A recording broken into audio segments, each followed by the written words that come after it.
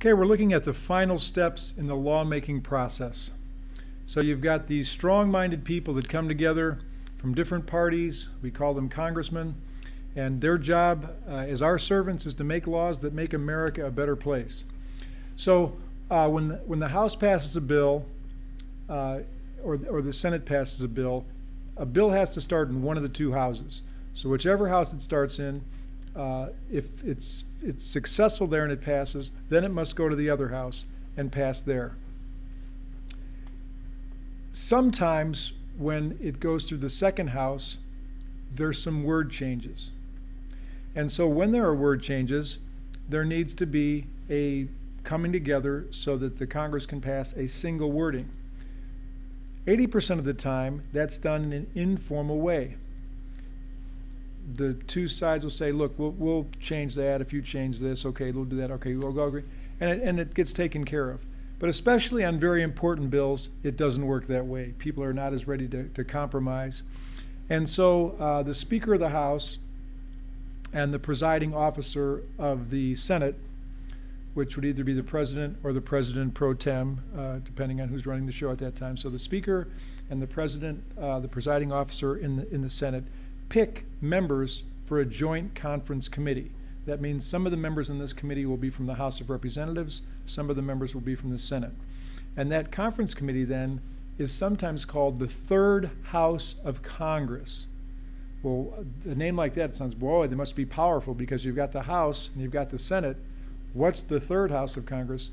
This joint conference committee can basically entirely change the bill. Here's this bill that one side has passed, the House has passed, the Senate has passed, the wording's been changed. It goes to this conference committee. They can almost throw the whole thing off the table and say, let's start from scratch. And so that's a lot of power. So they're called the Third House of Congress. So they come up, this joint conference committee, in the formal way of bringing a single wording. They report out, and so you can see there's a picture of their report there. When they report out, there's no more changes that can be taken place.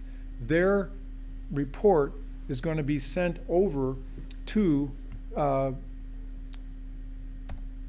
back to the House, and it's going to be back to the House and back to the Senate for an up or down vote. Notice that, the up or down vote. And so that means that the Congress can either vote yes or no. No more changes can be made, no amendments can be added. It's an up or down vote. Then let's say it's successful. The conference committee got together, or the informal gathering of the House and Senate got together. There's a single wording. It passes the House, it passes the Senate. Now it goes to the President for the final step here. The President basically has three choices when he gets a bill. He can either sign the bill, he can veto the bill, or he can do nothing.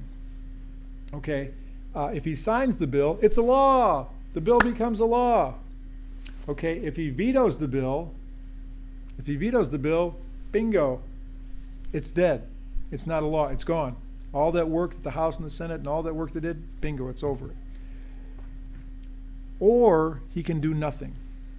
And if the President does nothing, after 10 days, the bill becomes a law. So by doing nothing, it's the same thing as if he signed it after 10 days. So the President either signing a bill or doing nothing for 10 days, both of them result in it's a bill. But if the President does nothing and there's an adjournment before 10 days are up, so for instance, if he does nothing and the Senate and the House adjourn in 6 days, 6 days later, then the bill dies.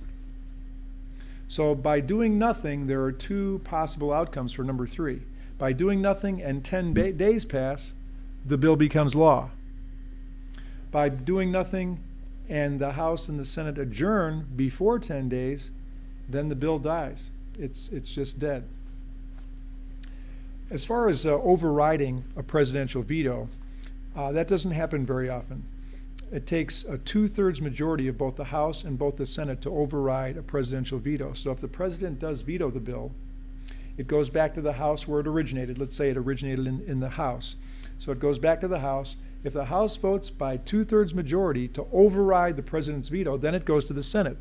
And if the Senate votes to override the President's veto by 2/3, then the Congress has successfully overridden the President. But getting 2/3 of the Senate And 2/3 of the House to agree on almost anything is very hard, so it's hard to override a presidential veto. So again, the president can sign it, veto it, or do nothing. If he does nothing, there's two possibilities. After 10 days, it becomes a law. If there's an adjournment within those 10 days, it dies. All right, that's the end of the final section of Chapter 12, 12.5.